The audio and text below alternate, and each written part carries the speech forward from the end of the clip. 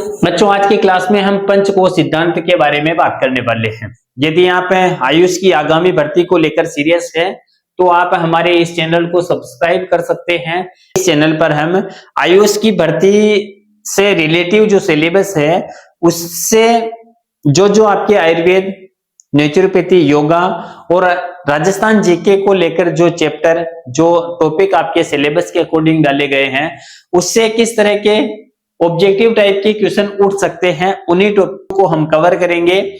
और उसी में पंचकोश सिद्धांत एक टॉपिक डाला गया है।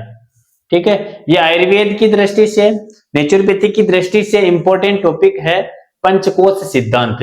पंचकोश सिद्धांत यानी जीवन के 5 आयाम। ठीक है, यानी हमारी आत्मा के चारों तरफ अलग अलग आवरण बने हैं, उन आवरणों को एक पर्टिकुलर नाम दिया गया है। इनकी संख्या 5 है और इन 5 आवरणों के बीच में हमारी आत्मा अब उपस्थित रहती है, हमारी आत्मा मौजूद रहती है। अब ये प्रत्येक आवरण है, इनको अलग अलग नाम दिया गया है। ठीक है, इसी सिद्धांत को पंचकोश सिद्धांत कहा गया है। पंचकोश सिद्धांत का विवरण वेदांत दर्शन में मिलता है और वेदांत दर्शन का यह महत्वपूर्ण सिद्धांत है। ठीक है, पंचकोश सिद्धांत का विवरण किसमें मिलता है? तो वेदांत दर्शन में इसका विवरण मिलता है। पंचकोश सिद्धांत का विवरण वेदांत दर्शन में मिलता है और एक महत्वपूर्ण सिद्धांत है। अब इसके वर्णन की बात करें तो इसका विस्तृत वर्णन तैत्तिरीयोपनिषद में भी मिलता है। वेदांत दर्शन के अलावा इसका विस्तृत वर्णन तैत्तिरीयोपनिषद में मिलता है। यदि आपको दर्शन की पूछ ले तो वेदांत दर्शन, और उपनिषद की पूछ ले कि कौन से उपनिषद में पंचकोश सिद्धांत का विवरण मिलता है, तो आपको तैत्तिरीयोपनिषद को राइट करना है। आत्मा 5 कोशों के आवरण से ढकी हुई रहती है, यानी ये हमारी आत्मा है और इसके चारों तरफ 5 अलग अलग आवरण है। पहला आवरण है अन्नमय आवरण, जो हमारे शरीर के, हमारी आत्मा के सबसे बाहर उपस्थित रहता है, या फिर अन्नमय कोश।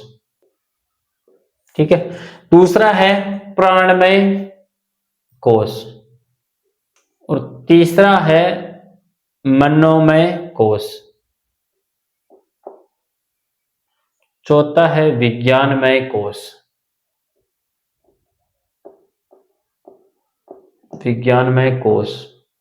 और 5वां आवरण है आनंदमय कोश। आत्मा के चारों तरफ 5 आवरण होते हैं, उसमें पहला आवरण जो बाहरी है, हमारे शरीर के रूप में जो दिखाई देता है, वो पहला है अन्नमय आवरण। दूसरा है प्राणमय आवरण, जो वायु के माध्यम से, जो हमारे जीवन की मुख्य क्रियाओं के माध्यम से आत्मा को आवृत करके रखता है, ढके रखता है।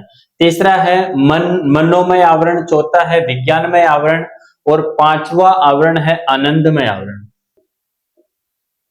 आनंदमय कोश या फिर आवरण बोल सकते हैं। ठीक है, आप इस तरह से याद रख सकते हैं, पहला अन्न, प्राण, मन, विज्ञान और आनंद।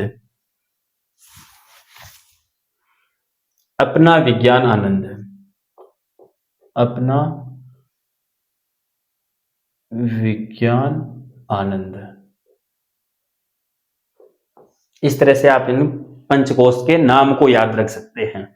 अब इनके रोल की बात करें तो अन्नमय जो कोश है वो स्थूल शरीर के रूप में आत्मा को ढके रखता है। जिस तरह से हमारी फिजिकल बॉडी है उस तरह से ये हम सबको दिखाई देता है, जैसे शरीर है, स्किन है, मांस है, बोन है और सारे अंग प्रत्यंग ऑर्गन है, वो अन्नमय कोश के अंदर आते हैं, फिजिकल बॉडी। दूसरा है प्राणमय कोश, इसके अंदर हमारे जीवन की ऊर्जा, वायु के 5 प्रकार जो आते हैं और जीवित रखने वाले सभी कोश इसके अंदर आते हैं, जैसे श्वसन तंत्र है, पाचन तंत्र है, सर्कुलेटरी सिस्टम है और उत्सर्जन तंत्र है। जो भी 12-13 तंत्र है वो प्राणमय कोश के अंदर आते हैं। ठीक है, और तीसरा है मनोमय कोश। मन की जितनी भी क्रियाएं हैं वो मनोमय कोश के अंदर आती है और मानसिक स्तर को निर्धारित करने वाला कोश है मनोमय कोश। इसमें इंद्रियां व सुख दुख का अनुभव हमें मनोमय कोश के माध्यम से होता है। ठीक है। अब आपके ऑब्जेक्टिव टाइप क्वेश्चन इस तरह से बन सकता है कि पंचकोश में कौन से कोश या फिर कौन से आवरण से हमें सुख दुख की अनुभूति होती है। ठीक है, तो कौन से आवरण से हमें सुख दुख की अनुभूति होती है, वो है मनोमय आवरण या फिर मनोमय कोश से हमें सुख और दुख का अनुभव होता है। चौथा आवरण है विज्ञानमय कोश, यह बुद्धि का आवरण है और इससे हमें अच्छे बुरे का अनुभव होता है, सही गलत उचित अनुचित का बोध होता है, इसी को अपन विज्ञानमय कोश कहते हैं।